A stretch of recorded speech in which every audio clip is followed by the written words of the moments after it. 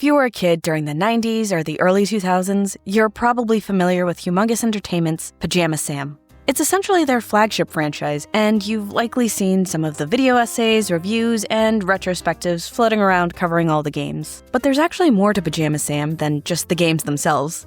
Humongous Entertainment also released a handful of supplementary material. These were things like toys, activity and coloring books, picture books of original stories and adventures, things along those lines. But most importantly, and as you've probably seen from the title, they also made comic books. Specifically, in-universe comic books about Sam's #1 favorite superhero, the one, the only, Pajama Man. We actually see a little bit of a Pajama Man comic in Pajama Sam, No Need to Hide When It's Dark Outside. When Sam is reading his coveted first edition #1 Pajama Man comic, we actually get to read that first page along with him. Though we only actually get this one page and the rest of the comic was never actually made, it is a solid primer on the vibes of Pajama Man. It's got that retro comic book feel, with the cross-hatching and the heavy black inks. Pajama Man fights cartoonishly evil bad guys, and everyone says the full name of all the devices they're using, presumably as a form of in-universe product placement. As far as understanding what Pajama Man is all about, it's a good start. Now we're really getting into it. Everything that's been set up so far continues in the first proper Pajama Man comic, issue number 223, Don't Rain on My Parade. Included with the big box release of Pajama Sam 2, Thunder and Lightning Aren't So Frightening, this comic introduces us to the world of Pajama Man. Before we dive into the story, just take a look at this cover. It's much more stylized to look like an actual comic book cover. I think it does a great job. The story starts kind of in medias res at a museum opening. Specifically, it's the Pajama Man Historical Museum and Archive, and it's dedicated to all of his previous adventures. The attention to detail here is pretty cool. Here, you see a text box that lists off which comic the devices we see are from, and we also see a vehicle that's a reference to a comic run in the 60s.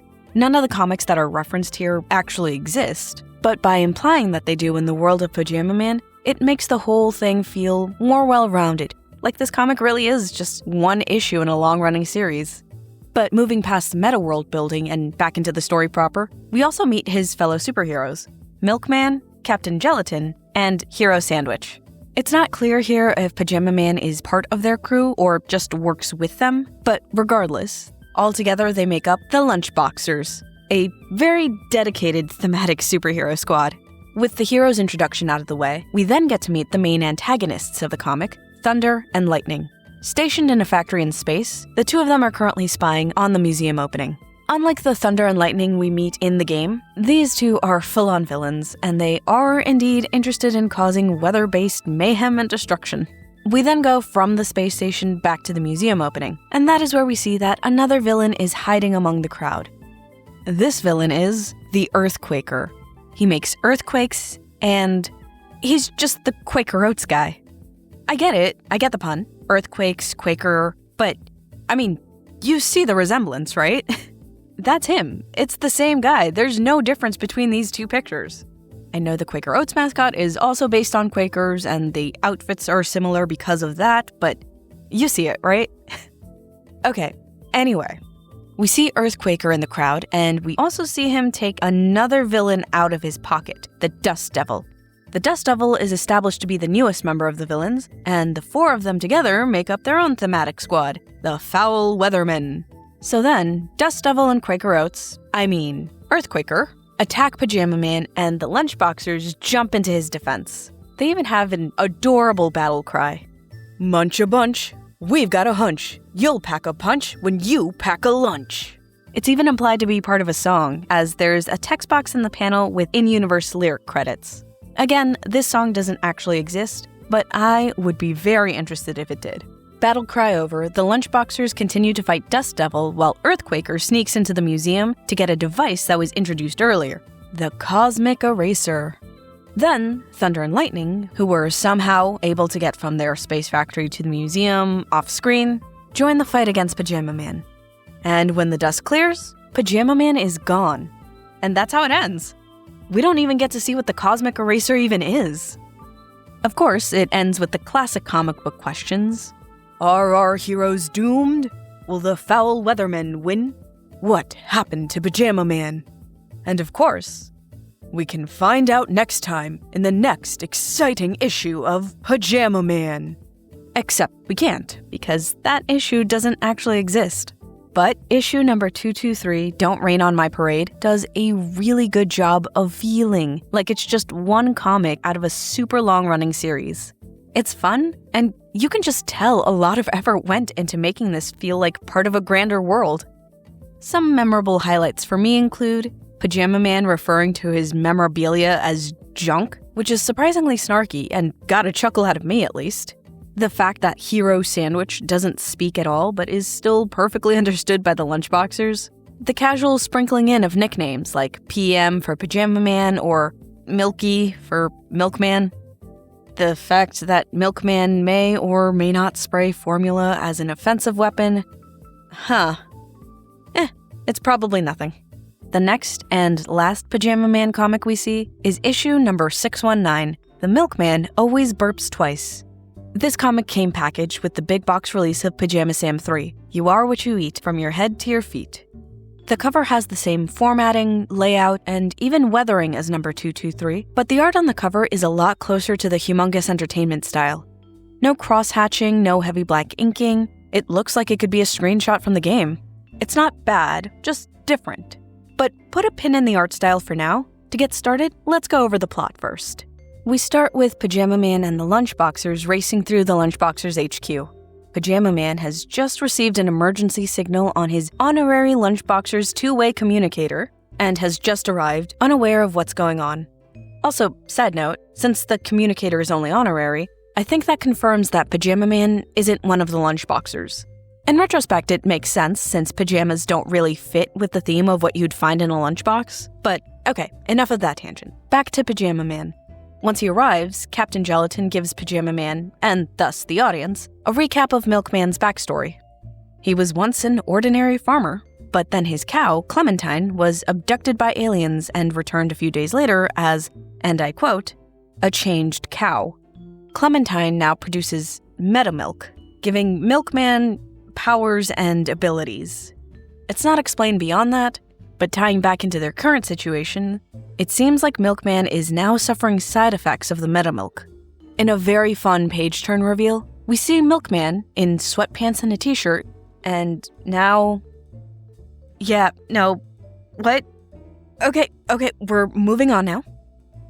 We're then introduced to Dr. Scott Brothers, who's from the Superhero Health Maintenance Organization, or SHMO. Dr. Brothers lets Pajama Man, and thereby us, know that Milkman went on a 3-day binge of cookies, cartoons, and metamilk. He then goes on a little bit of a technobabble info dump. Basically, metamilk, when exposed to a large amount of cookies, forms malevolent milk molecules, which, if left untreated, will turn Milkman into a living statue of hardened calcium. So, in order to save Milkman, someone will need to shrink down to the molecular level and hit the original supreme molecule with a reverse polarity laser. And, of course, Pajama Man steps up to the task. We then get another info dump about the shrinking, or shrinkification process. The relevant details are that Pajama Man has only 30 minutes to get the job done, and that his Illuminator Mark V has been modified to emit the needed reverse polarity laser. With all that set, Pajama Man is shrunk down and is injected directly into Milkman's veins.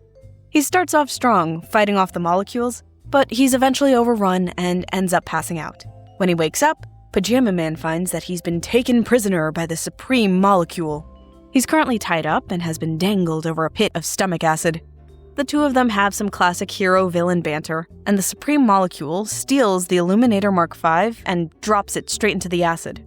His 30 minutes are slowly ticking away.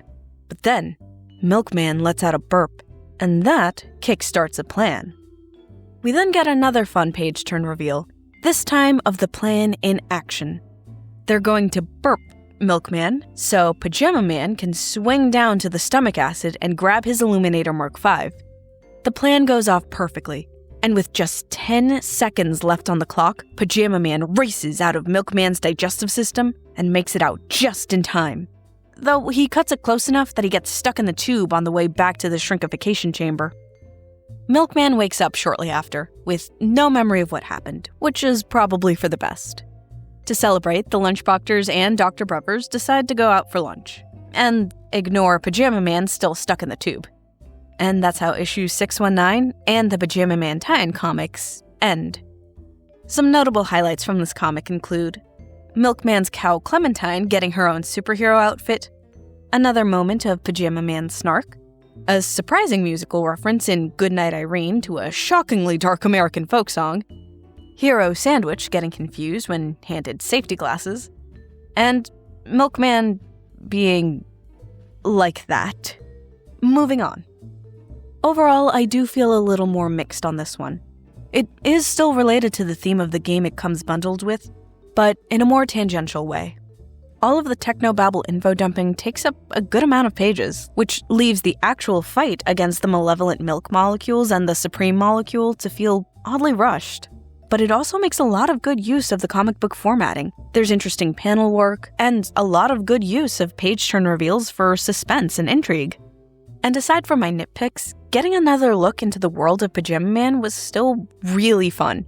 I would be so interested to see more of the Lunchboxers, because the snippets of them that we do get are really interesting. Back to the comic, the art is actually where I'm most conflicted.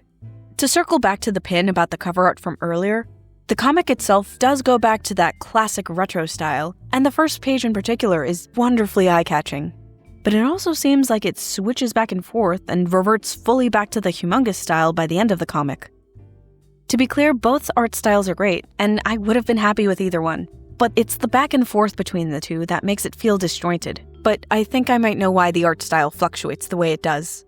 Pajama Sam 3 came out in April of 2000, when Humongous was dealing with a corporate buyout, the dot-com bubble burst, and an overall decline in sales and edutainment games. For more info and background on that, I highly recommend checking out The Extensively Complex History of Humongous Entertainment, a retrospective, by Shadowspark, which is a great video essay and a good source on the entire history of the Humongous Entertainment Company. So, with all that going on behind the scenes, I wouldn't be surprised if the Pajama Sam comics slid fairly low on the priority list. To be clear, this is speculation on my part, but I wouldn't be surprised if that was the case. Still, take my speculation with a grain of salt. All that aside, ultimately, I'm still happy that we have both 223 Don't Rain on My Parade and 619 The Milkman Always Burps Twice. These are cool tie-in comics of an in-universe superhero that's only mentioned in passing. We don't really get supplementary material like this anymore, and I'm grateful it exists at all. So now I pass it off to you. What do you all think? Do you remember reading the Pajama Man comics as a kid? Were you like me and didn't even know they existed until much later in life? Thanks so much for watching. Bye!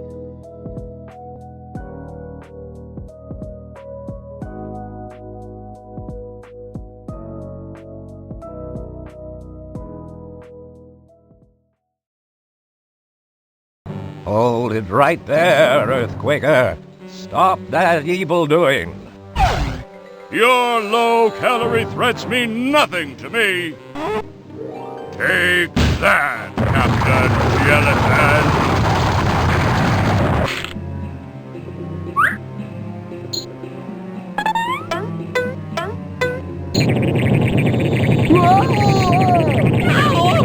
And stop shaking. Ha! You and your lunchboxes are no match for the foul weatherman. Now, we shall take the cosmic eraser, and with it, we shall control the world! Not so fast, Dust Devil! Pajama Man! I'll spin you to the four corners of the earth, do-gooder! My handy-dandy Pajama Man superpower vac says different! Pajama Man, you suck! Exactly!